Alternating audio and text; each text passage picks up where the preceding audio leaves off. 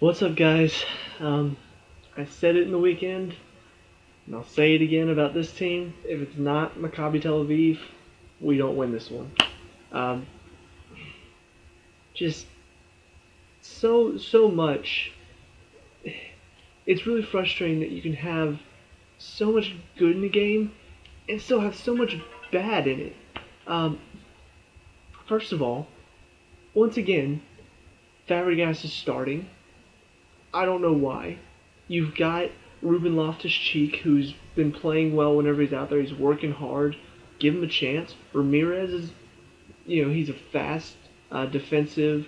He can play quickly. Fabregas has not been playing well. He's, okay. Most of the first half, Chelsea dominated for the most part. Cahill got a goal in the 20th minute off a well-worked corner kick. He got over the defender, headed it, keeper off the post, back out to Cahill, who finished it off. Really well worked. But the rest of the half, it was all half chances. Like it was, they were working around the box, and then the ball would come to Fabregas and they lose it. Not all the time. I don't want to feel like it's all his fault, but most of the time it felt like, oh, and Fabregas loses it, oh, and Fabregas loses it again, and I'm just like, why is he out there? You've got better options. He's not been playing well. It's not like Costa, who, he's been out of shape, a bit out of form, but, for strikers, they get a couple goals and their confidence is back and they start just knocking them in. With midfielders, if they get out of form, they can't just play back into form that easily. And with Fabregas, he's had, 10 games to get back into form? About 10 games. I don't know exactly how many he's played this year, but he's had several games to get back into form. And he's always the worst player on the pitch. Even when they're playing a good game, he's still the worst player out there. And same tonight, Costa didn't have a good game either, but he was better than Fabregas. He did a few things near the end, which, it made him have an okay game, not a bad game. Fabregas had another bad game. Just two instances in the second half. One was an almost game-changing instance. It was right after Hazard had just taken a shot. Keeper make a great save. Ball comes out, comes back in. Rahman hits it across Azpilicueta's back post, drills it. Keeper makes another reaction save. Ball comes out, goes across the box. Fabregas has it, holds on to it, and then loses it. And counterattack down the field. And it's Terry and Cahill against this really speedy forward who just blows by them. And luckily, his first touch takes him so far out wide that it leaves him with a tough angle, but Begovic still has to make a great save to get there. So almost equalized for them because of a dumb decision to hold the ball on top of the box instead of moving it quickly like everybody else was doing. He held the ball too long and almost gave up an equalizer. And then, possibly a season-changing mistake, the ball's up in the air.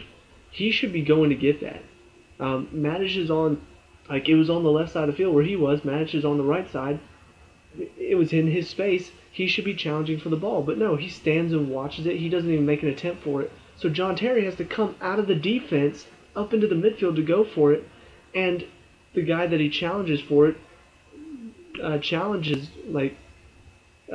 swings a foot in, and Terry gets injured. And they have to stretch him off the field because Fabregas was too lazy to go for the ball. And now Terry may be injured for who knows how long. That could really hurt. We're almost getting Courtois back, but now we've lost Terry. Why? Because Fabregas didn't go for the ball, so Terry had to challenge for it. So not only did he almost give up an equalizing goal, but then Terry gets injured because he's having to work for Fabregas. Why is he out there? I don't get it. I don't see what Mourinho sees in him. He doesn't do anything this year. Last year, teams were actually stepping up a little bit. Their defense was pushed up too high. Fabregas was sending in the balls behind. That's great. This year, every single team that Chelsea plays, aside from the best teams that, when the rest of the team's playing bad, but most of the teams now sit back on Chelsea. And Fabregas can't do anything about that. He doesn't play quick. He's a hold-up player. He gets the ball in the middle field, takes a look, finds the pass, and sends it long. That's the type of player he is. He can't do that at Chelsea. we don't need that type of player. We only need that type of player if it's a team like Man U, Man City, Arsenal. They have a high line, send the ball in behind. That works great. Maccabi Tel Aviv, don't do that. They don't push up high. Near the end of the game, when they were 10 men down and pushing high for a goal, that's when Fabregas started getting a few good balls in because they were pushed so high. But the rest of the game, they were sitting back, they were taking a lot of pressure, and looking to counter. And when you have a player like Fabregas, he'll hold the ball, lose it, and now they're on the counterattack. And it's just really frustrating to watch when he loses it like 5 times in the matter of 5 minutes. No player loses the ball that many times that fast. And it's frustrating to see that he's still out there after all of this time, after all these chances to, okay, this game he needs to be better, still not better. This game he needs to be better, still not better. This game he needs to be better, still not there. This game, why is he even in? He's not been better. Oh look, he's making mistakes that are almost causing goals. And I don't know, if he's playing against Tottenham, I don't. I'm gonna hold up my hands and say, oh well, because I don't know. They're just the only player that you can put out there that would probably be worse is Mikel. The only thing Mikel brings you is if you're gonna sit back and play defensively, that's the only time Mikel's useful. So I don't know. I don't. That's the one frustration from this game. Okay, not the one frustration, but that is the main frustration from this game is Fabregas, and just he's not the player that we need right now in the midfield. The other frustration, big frustration, is like I said earlier, if it's not Maccabi Tel Aviv, we're not winning this match because for the first 10 minutes of the game, they were all over Chelsea. They were running their butts off. And what's Chelsea doing? Pass, touch. The guy on the ball, Hazard, sprinting. Everybody else. Whenever Maccabi Tel Aviv have the ball, close to the Chelsea player, high press. The other Chelsea player over here, I'm going to stand while his player runs into space. The ball gets played. Chelsea player over here that's marking stays while his player runs behind him. This Chelsea player's like, oh crap, I got a pressure. Steps up, 1-2, 1-2, 1-2. Their players are always open because Chelsea players not close to the ball are standing half the time. And that's why they look so much better than Chelsea at times, because Chelsea players are standing or walking. They're not. It goes back to what I was talking about against Stoke, where at the end of the game they're down 1-0, and you've got all these players in the box that are standing and watching. So the cross comes in, Stoke players are running, and they're always first to the ball because they're on their toes, they're ready, cross comes in, I'm there first. Whereas the Chelsea players are, oh, cross comes in, they're on their heels, which means they gotta take a step back to go, and they're already behind. And that happens so many times in this game where, like I said, if it's not this team, if they have better players, they're scoring. It's no question. They're absolutely going to score in those situations. And Chelsea's not going to get forward in the attack at all because they're too busy walking around to, I get the ball, nobody's moving for me, well, I've got no options, I may lose the ball or I have to go back, and they can't do anything with that. So those are the two main problems I have.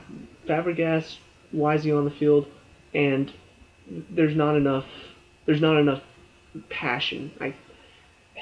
Passion is not really the right word. It looks like there's a lack of passion, and it's just their play is too slow. People off the ball aren't moving enough. That needs to pick up, because when we face Tottenham this weekend, you can't do that. You can't just walk around. You can't just, okay guys, whatever.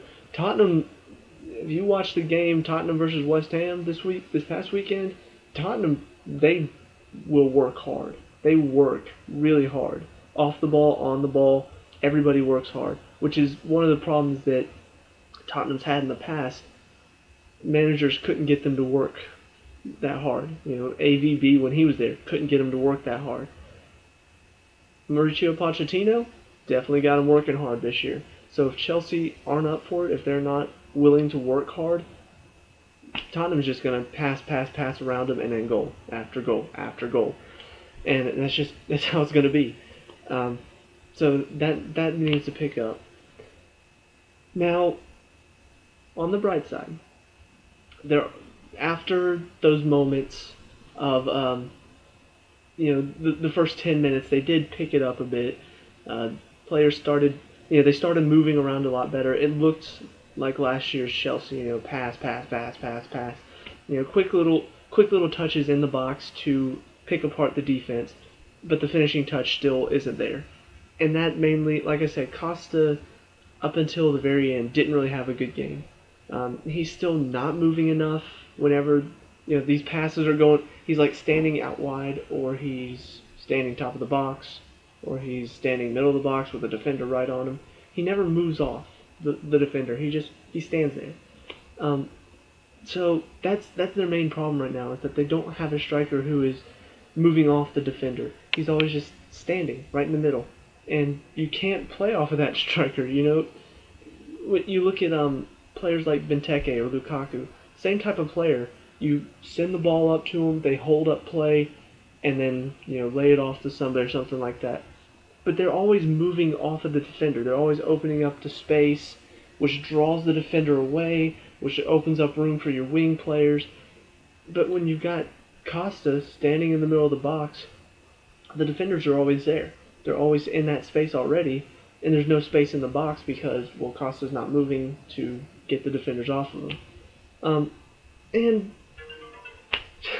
again, to be fair, I didn't really see exactly who was who. The camera angle for this one was really bad. It was really hard. I could tell who, obviously I could tell who Willie and Baba Rahman were. And then Azpilicueta I could tell most of the time because he was the closest one to the camera in the first half. And then Oscar most of the time he's not as big as Costa, so you can tell who he is. Fabregas most of the time was back, and Terry and Cahill, I could never tell them apart. But there were a lot of times where, I'm just like, well, where's Costa? And then he'd get on the ball, I'm like, oh, he's that guy. He's been standing out there forever. So, it's just something in the first half that really could have been done better. But like I said, they did pick it up a bit. Midfielders really started playing around a lot better. Willian, Hazard, Oscar. That's as much as I like Pedro right now, he's still not up to the same. He's not up to the Premier League level, I guess. Not saying that he's not a good player, but playing in La Liga and then playing in the Premier League, a lot different. So I just don't think he's adapted to the Premier League style yet. But Hazard, Oscar, Willian, I love that combination. Oscar, he's still coming back from injury, but he did play well today. Moved really well. His passes were really on point for a majority of the game. Willian Hazard just worked really hard. I completely agreed with subbing off Hazard in the second half, just because he'd worked so hard in the first half. I was like, give him a break. And let me just talk about the subs really quick. Like I said, I agreed with that one. Obviously with Terry, didn't have a choice. Zuma comes in. But before they scored the second goal, I was like, you need to take Fabregas off. I can't remember who's on the bench. If Ramirez wasn't on the bench, I kept saying, put Ramirez on for Fabregas. If he wasn't on, I'd say Loftus-Cheek is probably the best option, or you put Pedro on and drop Oscar back into that spot. Because honestly, Matic does most of the defensive work of that holding mid. You got two holding mids. You got one that's more attacking, and that's what Fabregas is supposed to be, and one that sits back more and becomes kind of like the fifth defender in the middle of the field, more like a stopper position. And so Matic normally plays that stopper position. So I could see dropping Oscar back into that attacking holding mid-roll, and putting Pedro on, kind of what they did in the weekend with Hazard, Willian, and Pedro. But once they put Pedro on for Hazard, thought, well, maybe Kennedy, put him on the wing with Willian, or him on the wing with Pedro, Willian inside. I don't know, just I wanted Fabregas to come off before they scored the second goal, but after they scored it, it was like, okay, well, now you can just put on whoever you want. And then Remy coming off for Willian, I do agree with, because Remy needs to get some time. Mainly because Costa's not cutting it right now, but he's the only one that's been playing for the past several games, so it's like, well, who are you going to put on there? Remy, who hasn't played for how many games, and Falcao, who he's only played 2 games this season, and then he got injured. So they need to work on the striking options. They really do. Now, okay. Also, another thing I need to talk about in the first half, the red card. I'm sure as a Chelsea fan you expect me to be like, oh yeah, it was definitely a red. I thought it was a little bit harsh, just because it was kind of Benaim's first bad challenge of the game.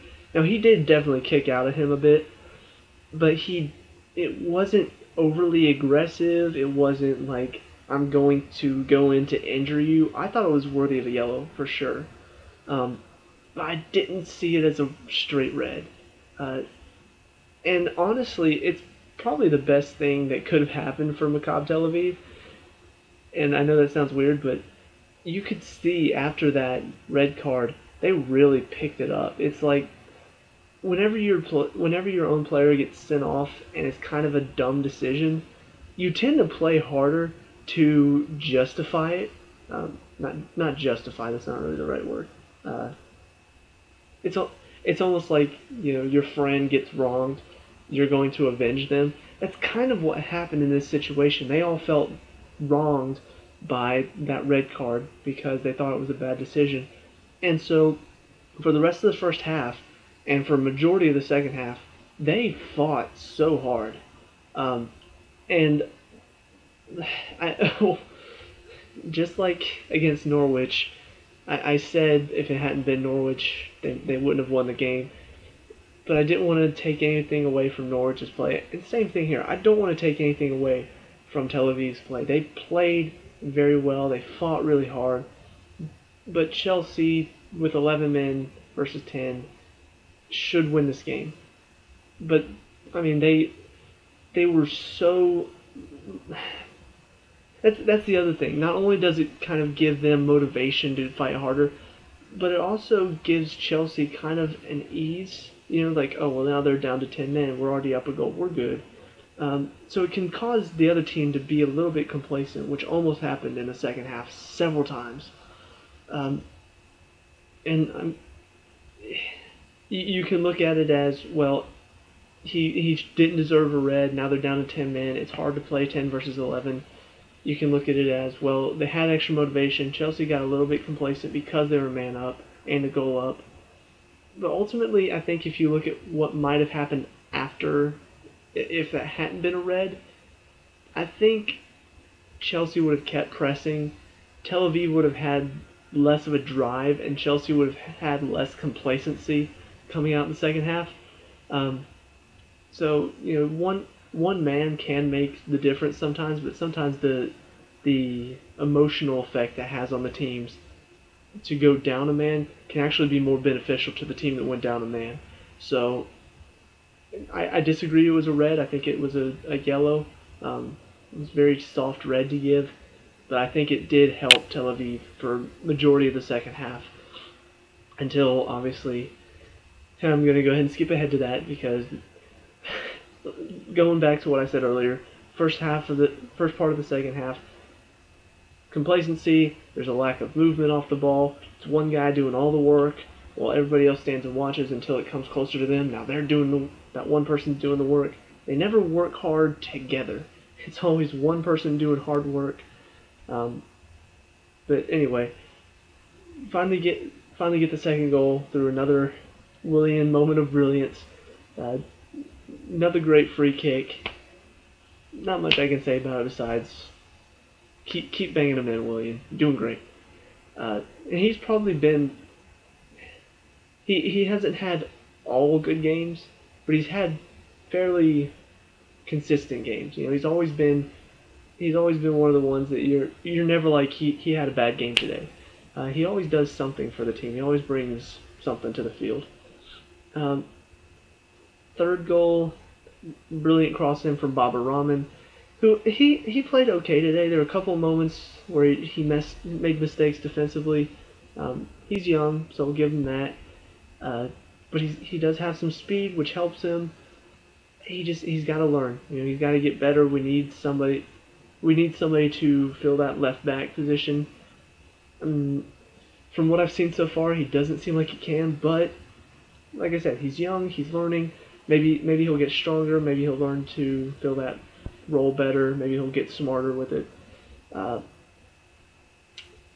he sends a cross in. Oscar's there, does well to head it home. And then last goal is off another corner. Zuma, despite getting jersey pulled, leaps over a guy and just heads it. Keeper, I feel kind of bad for the Tel Aviv keeper. He really did make a lot of great saves. He had a good game. But after the Willian goal, it kind of fell apart for him. And this fourth goal, Zuma heads it and really kind of almost went right at him, but he wasn't ready for it and just off his shin and fell in. Really did feel bad for him. I don't want to take anything away from his performance either. He kept his team in the game for most of the first half. There should have been several moments where Chelsea were 2-0 ahead in the first half, but he was ready. He was ready to play. So, 4-0, probably what they deserve based on half of their play overall. Because, half the game they played well, half of the first half and half of the second half they played well. So they do deserve to win. 4-0 is a little bit unlucky for Tel Aviv based on their play. Individual performances, like I said, Baba Rahman had an okay game, couple mistakes he needs to cut out. Terry and Cahill did okay. Nothing like Terry's stop in the weekend. There were moments once again where they look slow, and it shows why you need Zuma in the back because he's got that speed. And when Zuma came on, he didn't have a whole lot of defensive stuff to do because that was a point where Chelsea were dominant, but did well to score the goal.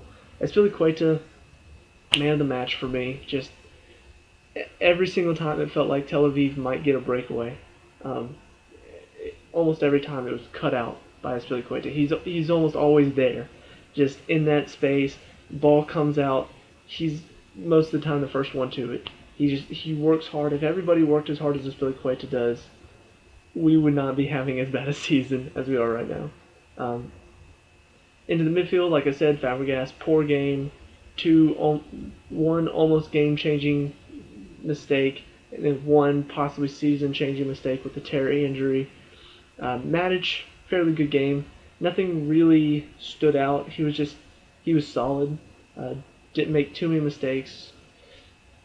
Still has a few moments where he holds on to the ball a little bit too long, and he should get rid of it.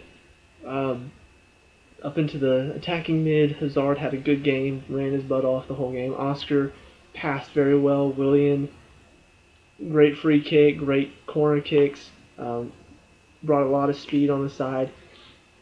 And Costa, like I said, not poor first half, okay near the end.